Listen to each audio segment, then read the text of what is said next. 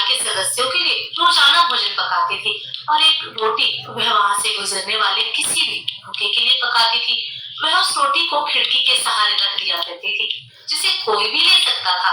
एक कुबड़ा व्यक्ति रोज उस रोटी को ले जाता और बजाय धन्यवाद देने के अपने रास्ते पर चलता हुआ वह कुछ इस तरह बढ़वाता, जो तुम बुरा करोगे वह तुम्हारे साथ रहेगा और जो तुम अच्छा करोगे वह तुम तक लौट के आएगा।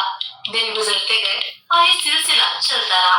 वो कुबड़ा रोज रोटी लेके जाता रहा और इन्हीं शब्दों को बड़बड़ाता रहा, जो तुम बुरा करोगे वह तुम्हारे साथ रहेगा और जो तुम अच्छा करोगे वह तुम तक लौट के आएगा। वह औरत उसकी इस हरकत से तंग आ गई और मन ही मन खुद से कहने लगी कि कितना अजीब व्यक्ति है, एक शब्द धन्यवाद का तो देता नहीं और न जाने क्या क्या बड़बड़ाता रहता है। मतलब क्या है इसका। एक दिन क्रोधित होकर उसने एक निर्णय लिया और बोली, मैं इस कुबड़े से निजात पाकर रहूंगी।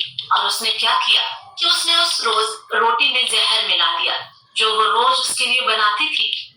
और जैसे ही उसने रोटी को खिड़की पर रखने की कोशिश की कि अचानक उसके हाथ कांपने लगे और रुक गए और वह बोली, हे भगवान, मैं ये क्या करने जा रही थी। और उसने तुरंत उस रोटी को चूल्हे की आंच में जला दिया। एक ताजा रोटी बनाई और खिड़की के सहारे रख दी।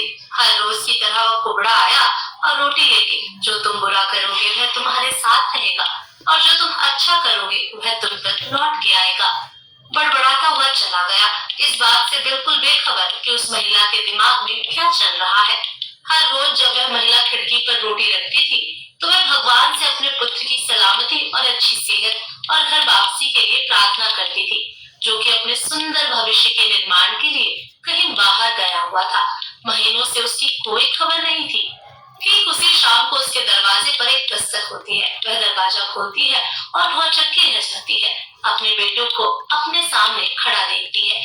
वह पतला और दुबला हो गया था, उसके कपड़े फटे हुए थे और वह भूखा भी था। भूख से वह कमजोर हो गया था। जैसे ही उसने अपनी माँ को देखा, उसने कहा, माँ, यह एक चमत्कार है कि मैं यहाँ हूँ। आज जब मैं घर से 1 मील दूर था, मैं इतना भूखा था कि मैं गिर गया, मैं मर गया होता। लेकिन तभी एक कोबड़ा वहां से गुजर रहा था। उसकी नजर मुझ पर पड़ी और उसने मुझे अपनी गोद में उठा लिया। भूख के मारे मेरे प्राण निकल रहे थे। मैंने उससे खाने को कुछ मांगा।